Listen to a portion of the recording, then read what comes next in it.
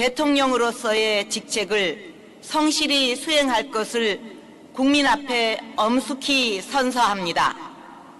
대통령 박근혜.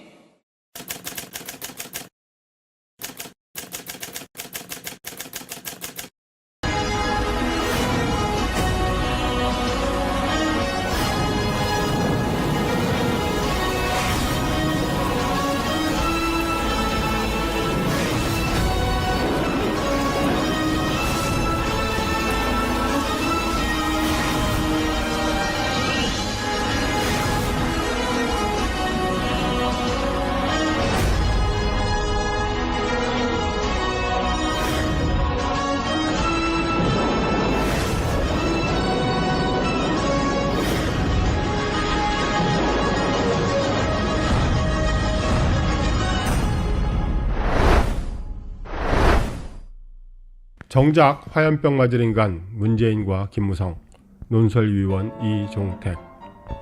엊그제 김명수 대법원장이 출근길에 한 노인이 던진 화염병 때문에 황급히 몸은 피했으나 그가 타고 온 승용차는 폐차됐다고 한다.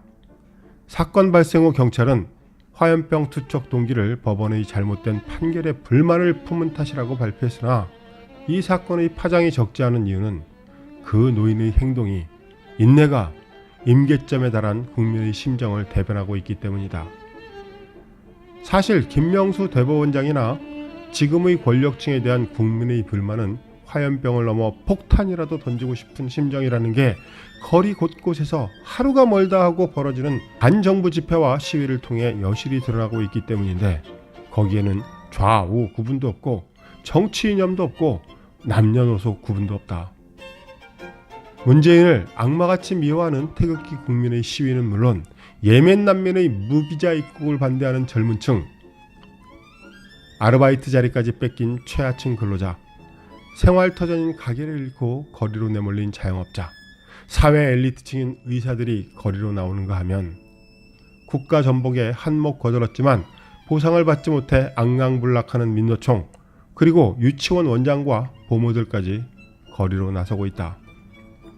그러니 하루도 조용한 날이 없는데 그 이유는 말할 것도 없이 오직 김정은의 목숨을 이어주기 위해 허위 날조에 의한 선동으로 정권을 잡은 문재인과 그런 문재인에게 정권 넘겨주고 개 물린 도둑놈같이 끽소리도 못하고 있는 김무성, 유승민 등 자한당 탄핵 주동자들 때문이다. 사실 김명수는 별것 아니다. 대법원장이라는 직함을 가지고는 있지만 그저 북한 간첩에게 유리한 판결을 내린 공로로 대법원장 자리를 차지한 것일 뿐, 지령에 따라 법원에서 국가 간 가치관이 바른 판사들을 몰아내려 안간힘을 쓰다 벽에 부딪혀 허덕이는 종북 세력의 하수인이자 조무래기에 불과하고 잘못된 판결 또한 그와는 별 상관이 없다.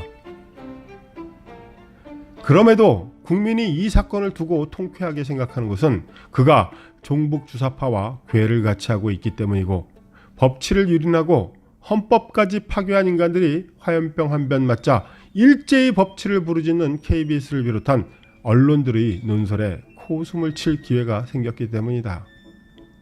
따라서 화염병은 지금 이 순간에도 외국을 돌아다니며 마누라와 함께 국가 망신을 시키고 다니는 문재인과 그 마누라, 그리고 군대도 안 갔다 온 주제에 군복을 입고 휴전선을 돌아다니며 북한군이 쳐들어올 길을 터주기 위해 난동을 치고 다니는 임종석, 그리고 또 다른 역적 수계 김무성이 맞아야 마땅하지 김명수 따위 조무래기한테는 가당치도 않다. 사실 문재인과 임종석이 저지른 여적죄는 이루 헤아릴 수도 없다. 비핵화가 시작하지도 않은 단계인데 제멋대로 평화회담을 강행하고 대전차 방어선 해체, GP 폭파, 철책선 제거 등 일련의 망동으로 국군을 무장해제시키고 적의 침입을 막기 위해 매설한 지뢰를 몽땅 제거하는가 하면 6.25 전몰자 유해 수습을 위한 길을 낸다고 탱크 서너 대가 나란히 쳐내려올 만한 길을 낸 것은 적군을 끌어들이기 위한 역적질임을 누구도 부인할 수 없고, 그 밖에 서해바다에 평화수역을 설치, 백령도 등 서해 오도를 무방비 상태로 만들려는 획책 또한 국토를 포기한 것이나 다름없는 이적 행위다. 경제와 외교 부분에 가서는 더욱 참담하다. 북한의 퍼주기는 그 죗값으로도 훗날 목을 매달아도 시원치 않을 정도다. 북한산 석탄을 러시아산으로 둔갑시켜 수입해 그 대금을 지불한 것은 물론 같은 배에다 금수품 전략물자인 쌀을 퍼주었고, 송이를 보낸 데 대한 담례랍시고 제주산 감귤 200톤을 보냈는데 그 상자 안에 귤만 들어있을 것이라고 믿는 사람은 아무도 없다. 북한은 연일 통일부 장관 불러다 판문점에서 유엔군을 몰아내라고 울러대고, 광화문 내거리에서는 날이면 날마다 미군 철수를 부르짖는 새끼 빨갱이들이 설친다. 그 모든 것이 북한과 내통하는 역적 정권이 들어선 이후에 벌어진 일이다. 뿐만 아니다. 해외 순방이나 정상 외교에 가서는 국익을 위한 세일즈는커녕 만나는 사람마다 김정은 목숨을 구걸하는 바람에 세계 언론으로부터 한국의 대통령이 아니라 김정은의 대변인이라는 조롱을 듣는다. 그 때문에 미국을 비롯한 유럽 지도자들로부터 왕따를 당하고 면담조차 거절당하기 일쑤다. 엊그제도 뜬금없이 체코를 방문했지만 체코 대통령은 이스라엘 방문을 핑계로 자리를 피해버렸고, 비핵화가 완전히 이루어져 한국민의 삶이 개선되기를 바란다는 편지 한 장만 남겼다 한다. 골치 아픈 국제범죄자 심부름꾼은 만날 필요조차 없다는 우회적인 표현이다. 그러니 정작 화염병을 맞아야 할 인간은 거짓의 산 위에 죄업을 산같이 쌓고 있는 문재인이다.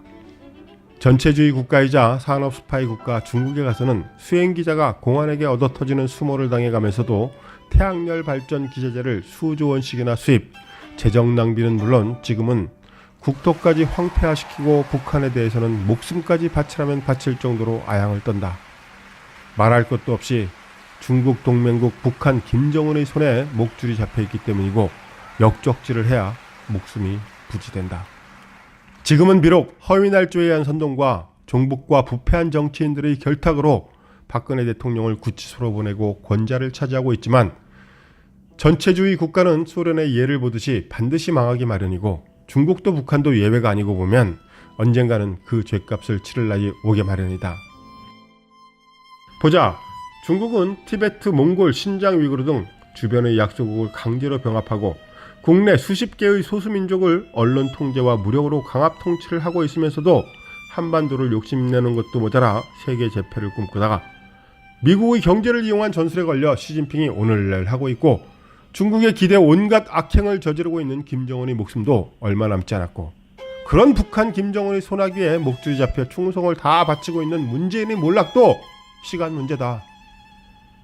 그러나 문재인과 화염병을 같이 맞아야 할 인간은 부지기수다. 종북의 전의대로 경제 망치기 주범인 민노총, 국민을 호도한 대가로 호의호식해가며 권력을 누리는 종북 언론인, 헌법 파괴에 앞장선 인민판사와 헌법재판관 연놈들도 있겠지만 김무성과 유승민 그리고 홍준표의 죄가 더 무겁다. 이 인간들은 절대 자유민주주의 신봉자들이 아니다. 전에도 말했지만 우파의 탈을 쓴 종북좌파일 수도 있고, 권력에 눈이 멀어 영혼까지 팔아먹은 타락한 쓰레기일 수도 있다. 김무성과 유승민은 위장된 이념 실현을 위해 우파 정당에 숨어들어와 줄곧 당을 망치는 작업에 몰두하고 종북좌파를 살리고 키우는 일에는 발벗고 나섰다. 자당이 옹립한 대통령을 레임덕에 빠뜨리기 위해 별 못된 짓을 다 하다 그래도 지지율이 떨어지지 않자 끝내는 종북 세력과 합세하여 탄핵난동을 벌여 구치소로 보냈고, 홍준표는 주사파의 아바타 임명진과 결탁, 박근혜 대통령이 인고를 겪으며 살려낸 당을 고사시켰다. 그 결과 자한당은 우물하치장으로 전락했고, 김무성, 유승민, 홍준표는 국민들로부터 문재인보다 더한 역적으로 지탄받고 있다. 이에 다급해진 김무성 등은 이제 와서 반문연대를 형성, 또다시 여론 호도에 여념이 없다. 이들은 일각에서 박근혜 대통령 석방설을 흘리자 역적 언론 조선일보와 합세하여 박근혜 대통령 석방은 안 된다. 박근혜 탄핵은 국가를 위한 불가피한 선택이었다고 100년 전에 역적 이완영과 똑같은 개소리를 치고 있지만, 오히려 그 때문에 화염병을 넘어 폭탄을 맞을 위기를 자초하고 있다. 결론적으로 볼 때 전체주의 국가 중국과 북한의 붕괴는 시간 문제고, 그 수장인 시진핑, 김정은 그리고 그런 전체주의 국가의 꼭두각시 노름을 하던 문재인의 최후도 기정사실이다.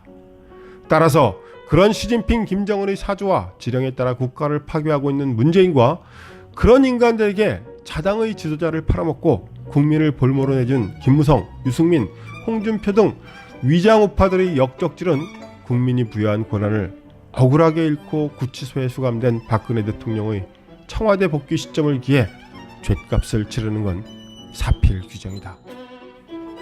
따라서 우리는 가일층 힘을 내어 문재인 축출운동을 벌이고 김무성, 유승민 등 역적 처벌을 부르짖어야 한다.